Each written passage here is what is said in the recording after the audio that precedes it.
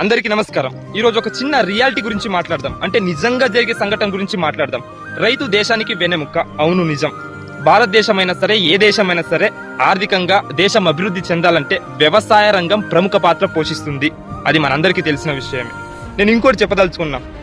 దేశం లేదా ప్రపంచం ఈ రెండు కూడా సాంకేతికంగా అంటే టెక్నాలజీ వైజ్ దూసుకెళ్తున్నాయి. చంద్రుడి వరకు కూడా రాకెట్ ని తీసుకెళ్లగలరు. కానీ ఒక సాడ్ రియాలిటీ ఏంటంటే ఇప్పుడు ఒకటే ప్రశ్న, అన్నం ఇంపార్టెంటా ఇంటర్నెట్ ఇంపార్టెంట్ అంటే ఏది ఇంపార్టెంట్ అంటారు? తినడానికి అన్నమే ఇంపార్టెంట్ అంటాం కదా. ఇంటర్నెట్ లేకపోతే 1000 రోజులు కాదు 10 రోజులైనా బ్రతకొచ్చు.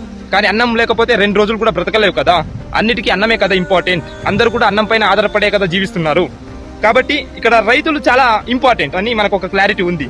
కానీ గొప్ప గొప్ప పాలకులు లేదా మన వాళ్ళందరినీ దేశంలో గొప్ప గొప్ప ఆఫీసర్లు ఉంటారు కదా, వీళ్ళు రైతుల గురించి ప్రముఖమైనటువంటి దినం అంటే రైతు దినోత్సవం కానీ ఇలా వాళ్ళకు ఒక స్పెషల్ డే వచ్చినప్పుడు మాత్రమే రైతును అలా స్టేజ్ పైకి తీసుకెళ్లి గొప్ప గొప్ప పొగడ్తలతో నింపేస్తుంటారు. రైతు దేశానికి వెన్నెముక్క, రైతే రాజు, ఇలా గొప్ప గొప్ప మాటలు గొప్ప గొప్ప బిరుదులతో ఇస్తుంటారు.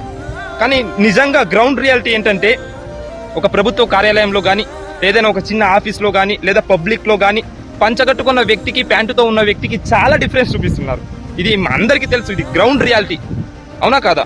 నిజంగా చూపిస్తున్నారు. ఒక ప్రభుత్వ ఆఫీస్లో కానీ ఒక ప్రైవేట్ ఆఫీస్లో కానీ ఒక పంచతో వ్యక్తిని వచ్చిన మనిషిని ట్రీట్ చేయడం, ఒక ప్యాంటుతో ఒక మంచి డబ్బున్న వ్యక్తి వచ్చినప్పుడు ట్రీట్ చేయడం చాలా డిఫరెన్స్ చూపిస్తున్నారు. సో మారాలి. రైతుకు గౌరవం ఇవ్వాలి. Because they deserve it. Respect అనేది అదొక మినిమం కామన్ సెన్స్. రైతుకు ఇవ్వాల్సిన ఒక మినిమం గౌరవం అనమాట. కనీసం హోప్ ఫర్ ద బెస్ట్. రైతుకు గౌరవం ఇచ్చే రోజులు ముందు రావాలి. అప్పుడే ఏ రోజైతే ఈ ప్యాంటుతో ఉన్న మనిషికి ఈ పంచతో కట్టుకున్న మనిషికి ఇద్దరికి సమానమైనటువంటి గౌరవం వస్తుందో ఆ రోజే భారతదేశంలో సమానత్వం ఉంది అనాలి. అంతవరకు